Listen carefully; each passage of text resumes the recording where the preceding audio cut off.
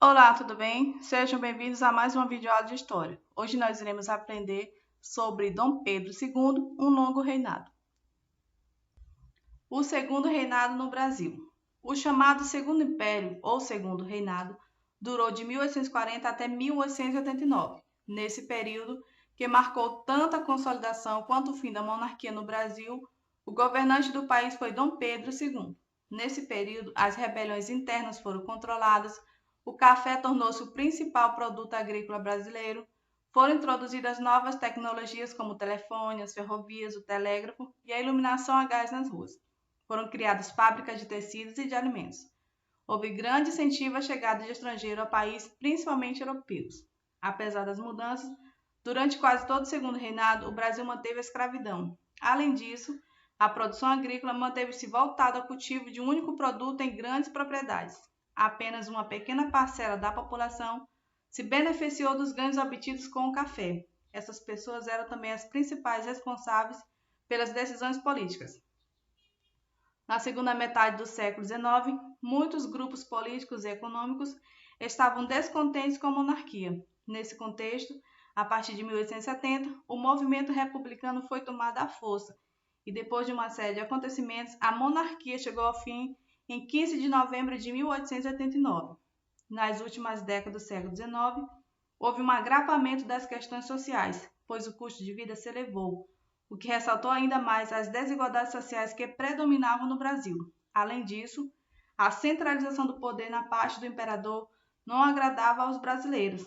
Ganhavam força e importância ideias que defendiam que o poder não deveria ser exercido por reis ou imperadores, e sim por um governante que fosse eleito pelo povo e oferecesse mais liberdades às províncias.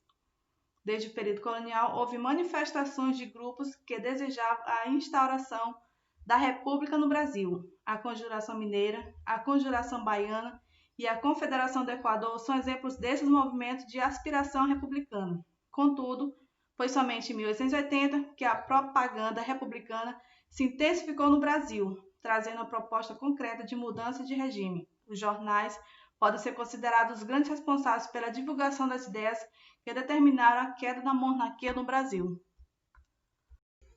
Vamos aprender um pouco sobre a Guerra do Paraguai.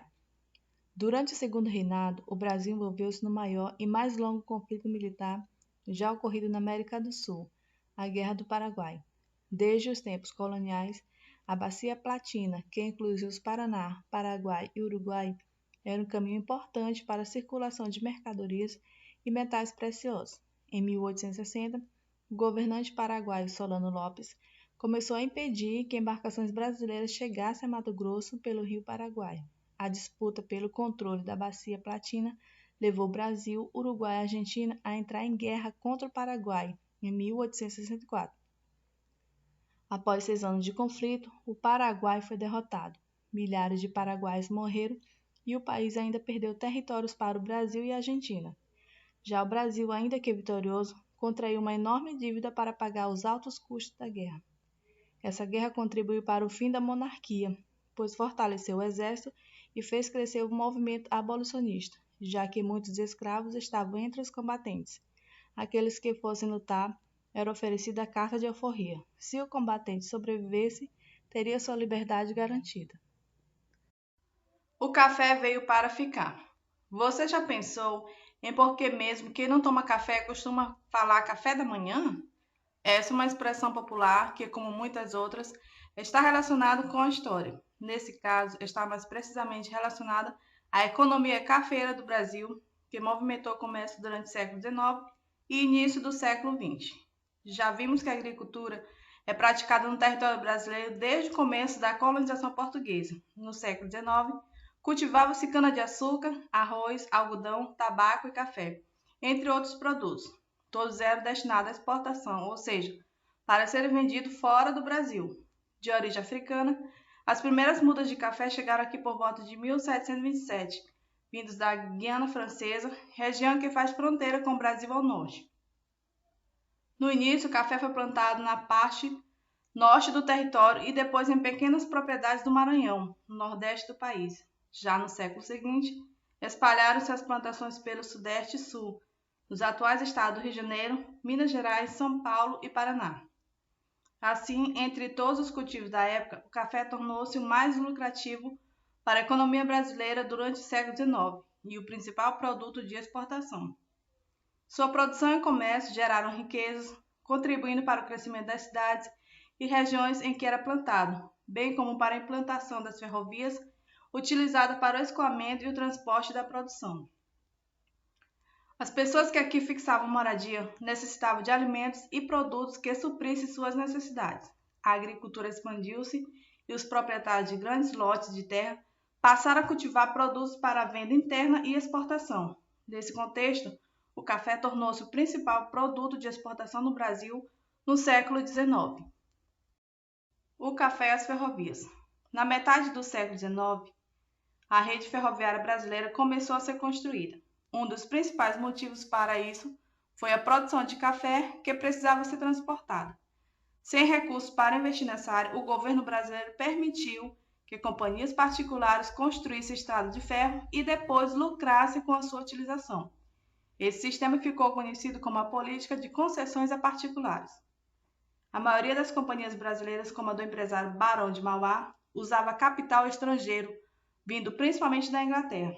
Além de transportar o café, as estradas de ferro serviam para conectar os estados brasileiros. A ferrovia Dom Pedro II, por exemplo, renomeada Estrada de Ferro Central do Brasil em 1989, ligava os estados do Rio de Janeiro, Minas Gerais e São Paulo. A política de concessões a particulares gerou alguns problemas, pois cada companhia usava uma bitola diferente, ou seja, medida padrão, nesse caso, referente à distância entre um trilho e outro. Assim, apesar de os trens serem cada vez mais utilizados, as estradas não podiam se conectar umas às outras, pois cada trem só podia transitar na bitola para a qual fora feito. Essa situação só foi resolvida mais tarde no século XX, quando o governo brasileiro comprou as companhias particulares. As estradas de ferro foram importantes para conectar territórios e transportar a produção agrícola, ampliando a rede comercial durante o Império. Os trens passaram a carregar uma grande quantidade de produtos e cargas, o que favoreceu o crescimento de alguns setores econômicos, como a exportação em grande escala. Essa foi a nossa aula de história. Fiquem com Deus e até a próxima.